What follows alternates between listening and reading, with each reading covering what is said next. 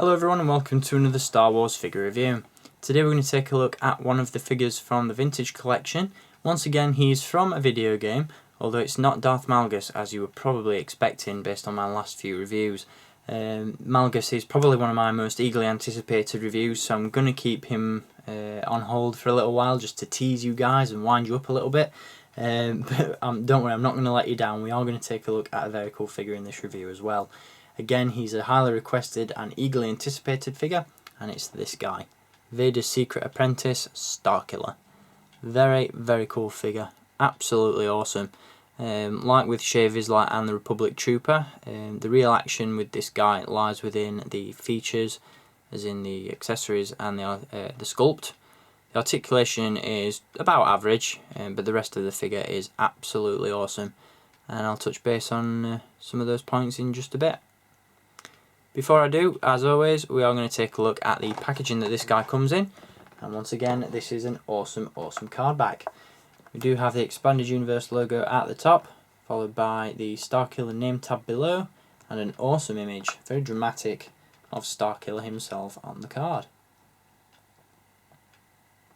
On the reverse side, we've got other figures available in the line, some of which have been reviewed, some of which haven't. Obviously Shae Vizsla was my last review. We've also got Oddball and Grand Moff Tarkin still to come. Also there, of course, Darth Malgus, and Darth Vader and the Imperial Navy Commander as well, plus many more. So stay tuned for all of those. So that's the card that Starkiller comes on. Once again, really gorgeous card back, and definitely one for the carded collection. So now onto the figure. As I said, the real action with this guy lies within the sculpt and the accessories. So we'll get articulation out of the way, and then we'll focus in on those. In terms of articulation, Starkiller has a ball jointed neck. He has hinged shoulders and elbows, swivel wrists, a swivel waist, swivel hips, ball hinged knees, and ball hinged ankles. So, as I said, about average articulation. It's what we've come to expect from the vintage line. Don't get me wrong, ball hinged hips would have been a welcome addition, so we could have got him in some of those awesome poses from the game. But what we've been given here is more than adequate. In terms of accessories, and as I said, this is where the real fun begins. Not only does he come with two lit blue lightsabers, which probably indicates that this guy is of course from the second game as opposed to the first one.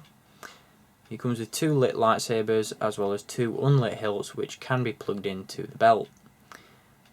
He also has a back plate which can be plugged into the reverse side of the figure, and the belt itself can indeed be removed. I'll talk about that in just a moment. As you can see though, the overall sculpt of the figure is fantastic. We've got a very worn out and battered what appears to be a TIE Fighter pilot flight suit, which is really cool. Obviously we've got the Imperial emblems there on the shoulders. Got all the creases and folds of the uniform as well as the knee pads there as well. Really cool figure. You've got a big rip in the torso as well. So as I said, that belt can be removed. If you just pop out the lightsaber hilts, then the belt can be slipped over the legs of the figure, which can be quite a time consuming and fiddly process. It's not my favourite aspect of the figure, if I'm being honest. Get that there. If you take that off and leave Starkiller beltless, then you can actually replace that belt with an alternate one, which as you can see has a few more ammo pouches as well as a bit of a robe going on there as well. A lot more Jedi-like. And that just slips back over the legs and up towards the waist. A lot easier to get on than it is to get off, trust me on that one. And it looks pretty cool. So that is the first stage of Starkiller's transformation, as it were. And of course you can then proceed to reattach the lightsaber hilts to the plugs on the belt there.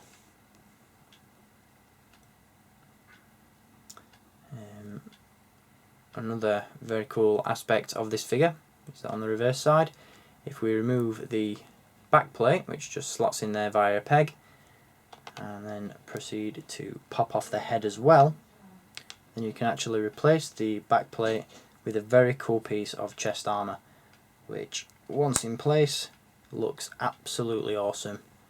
It's definitely my favourite configuration for this figure. It does unfortunately make the neck disappear, but I'm sure you'll agree it looks very, very cool indeed.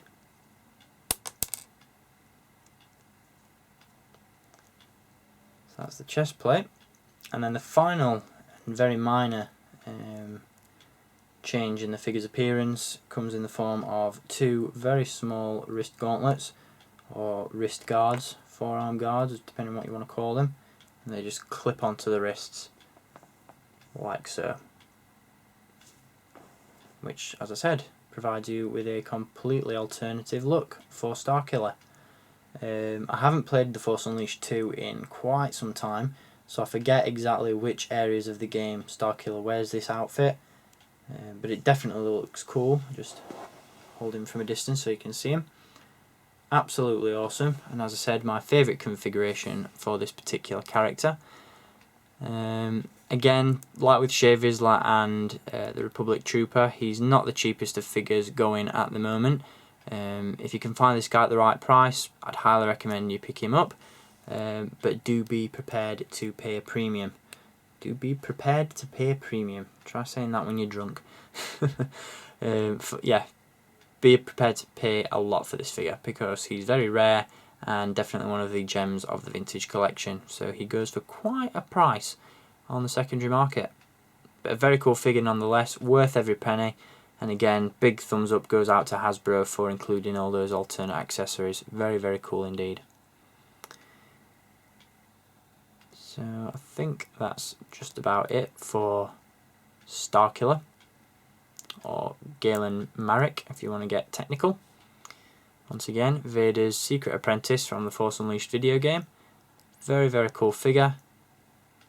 Definitely one that you should add to your collection. So I hope you've enjoyed this review. And as I said, I'll be back with many more very soon. I've got the Black Series to give you a look at, as well as many more Lego sets as well, plus tons of Hasbro stuff as well. So lots to look forward to coming up on the channel, guys. In the meantime, I want to thank you for watching this review. I hope you enjoyed it, and I'll be back very soon. So until then, as always, keep collecting, and may the Force be with you.